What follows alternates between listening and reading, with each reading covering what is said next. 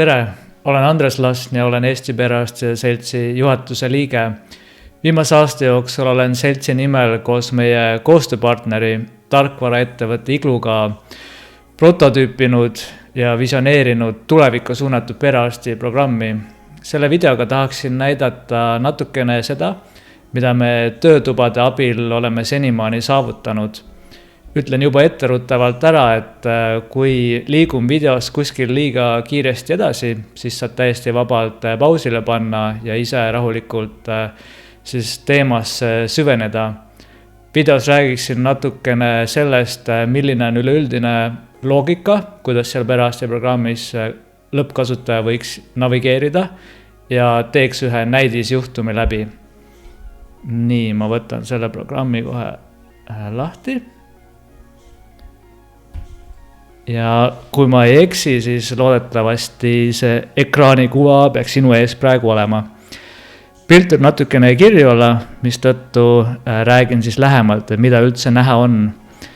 Päris mitu menüüd on.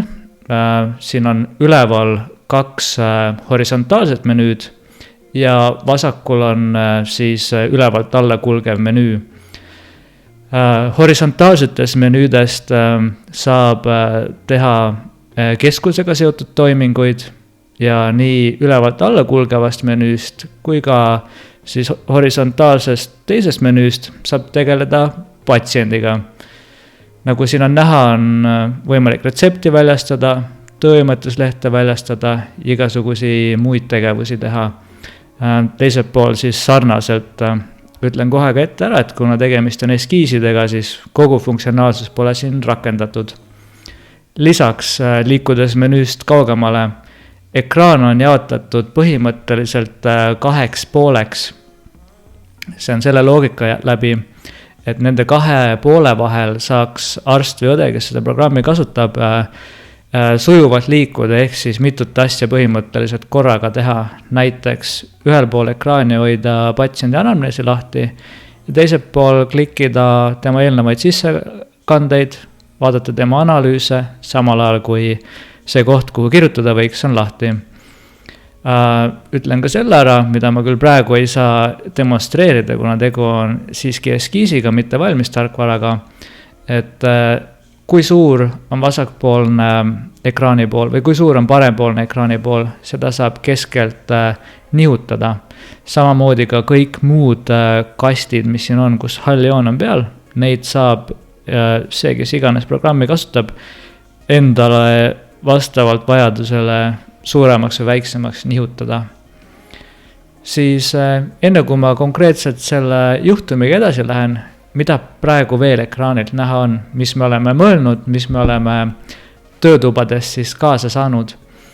Et sellises üldises vaates, kus saab muuhulgas patsiendi kohta sissekannet alustada, on näha veel ka ravi järjepidevusega seonduvad tegevused. Mõneti võib siia öelda, et tegemist on sellise to-do listiga, et siin on näha järgmiseid visiite, näiteks juhtumisi ma olen kõnealusele patsiendile teinud uue tagasikutse ja siin on veel näha ka, et tal on tulevikku planeeritud kardioloogi konsultatsiooni ja siis muidugi immuniseerimised ja saab lisada täitsa uusi tegevusi ka. Kes on rohkem tuttavam, kes vähem tuttavam, siis otsustustoe üks koht, kus otsustustugi kuvab lõppkasutajale vajalikku infot, on siin samas vaates. Ütlen ka selle ära, et oleme mõelnud seda, et otsustustugi suudaks kontekstist lähtuvalt mulle kui arstile või pereõele soovitada tegevusi, ehk et näiteks analüüside all oleks analüüsidega seonduvad otsustustoe temaatikad, uuringute all uuringutega ja nii edasi, nii edasi. Et kõik ei pruugi olla ühel vaatel korraga nähtav selleks, et ekraanipinda säästa ja lõppkasutajad mitte koormata. Nüüd, kui liikuda paremale poole ekraanile, siis siin on teatud valik tehtud sellest, mis võiks arsti või pereõde kiiresti huvitada selleks, et patsiendist üldises plaanis ülevaade saada. Siin on allergiad, tema kirurgiline ajalugu, siis lihtsalt ideena oleme üles visanud sellise mõtte, et siin võiks olla koht, kus patsient saab ise enda kohta mingit infot koguda ja näiteks läbi digiloo saata tema viimased kaalud, tema viimane vererõhk ja muidugi ka siis kahjulike harjumuste poole pealt alkohol ja suitsetamine. Et see ei ole täitsa lõpuni valmis mõeldud lahendus, et kindlasti on tähtis ka ajalugu, et see info ei oleks staatiline, vaid uuenev. Et siin on võimalik ka seda näiteks täpsemalt avada ja vaadata, mis on minevikus toimunud. Ja siis natukene sellist demograafilist andmestikku ka.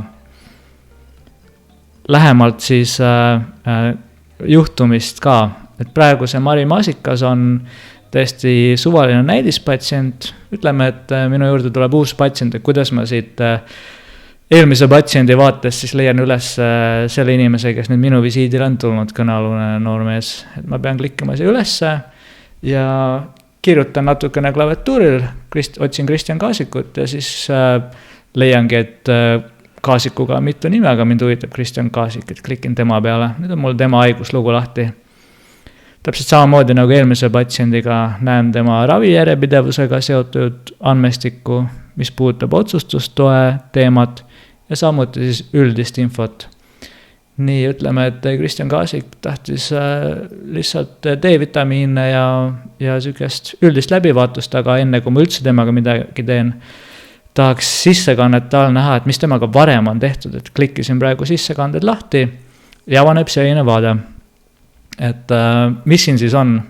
Siin on natukene dubleerivalt sarnased asjad, ehk siis horisontaalsel aegribal on näha siis konkreetsed sündmused, visiidid, need on nii graafiliselt esitatud ja siis täpselt samad sündmused, et mis seal toimus, on ka sellisel ülevalt alla kulgeval aegteljel, et siin on näha, et see konkreetne inimene on käinud 2 korda minu juures, 1 korra doktor Tamme juures.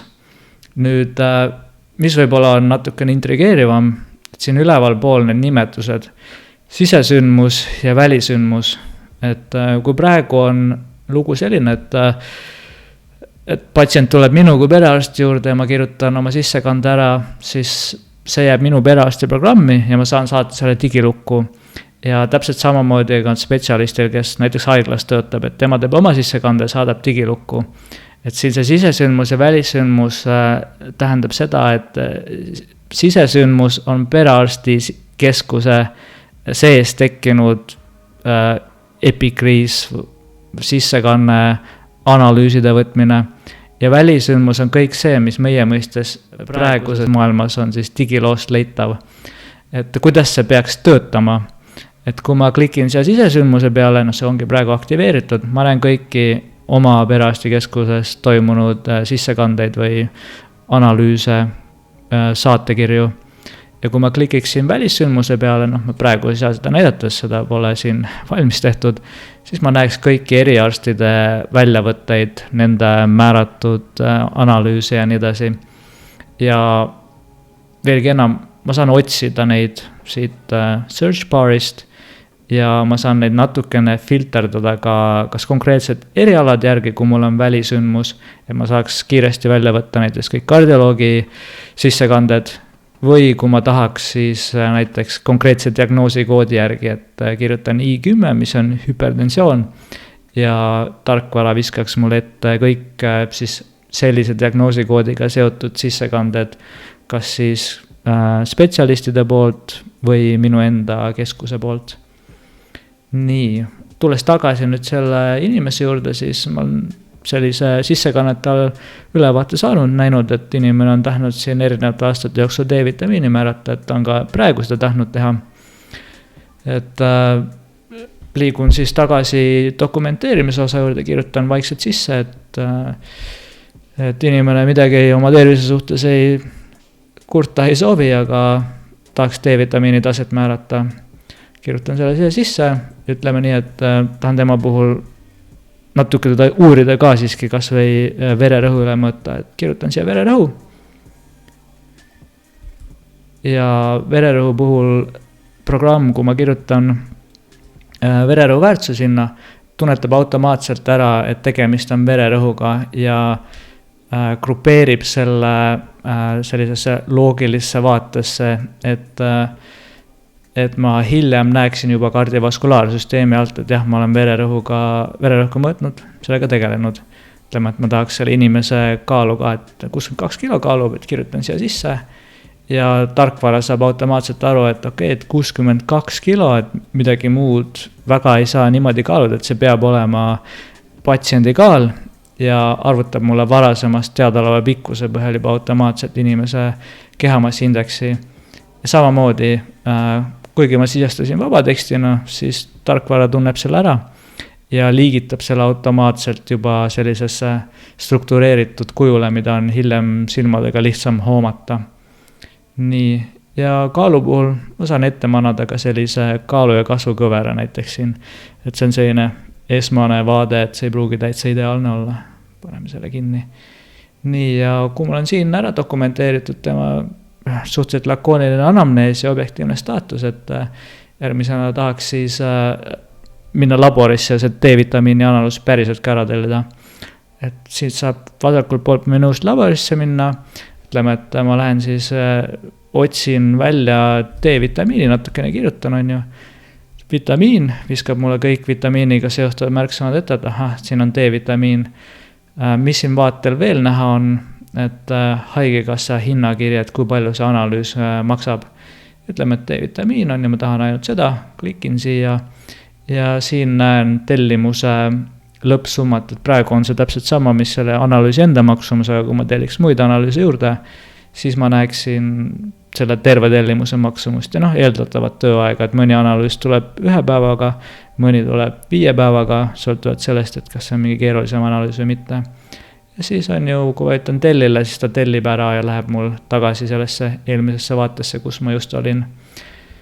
Vot, sellist asja tahtsingi praegu näidata.